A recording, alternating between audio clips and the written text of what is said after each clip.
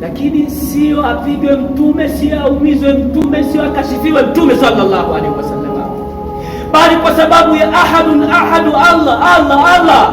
Kina Bilali, ndugu zangu, waliteswa katika mili yao kubaki majeraha kwa sababu ya Allah peke yake, mapenzi ya Allah. Ammar bin Yasir akauliwa mbele yake mama yake na baba yake kwa sababu ya mapenzi ya Allah. Kina Habab wakawa tayari kuacha utajiri wao Makka, wakaenda katika utajiri wa Allah na mtume Madina Munawwara.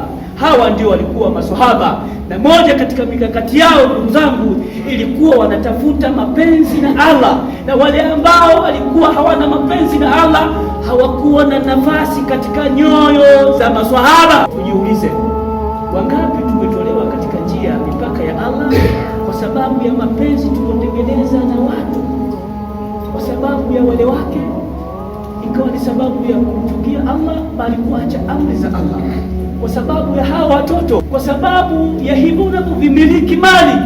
Hapa ndipo tulipofikia, ndugu zangu. Shatana ma bainana wa baina sahaba, na huu ndio tofauti mkubwa ambao ulikuwepo baina yetu na upo mpaka leo na baina ya maswahaba radhiallahu anhum. Mikakati yao maswahaba ilikuwa ni kutafuta radhi za Allah subhanahu wa ta'ala. Ndugu yangu Muislamu, ikiwa utajaliwa kuwa katika uhai mpaka hivi leo, tafuta yote ambayo yatakusogeza katika ridha za Allah subhanahu wa ta'ala.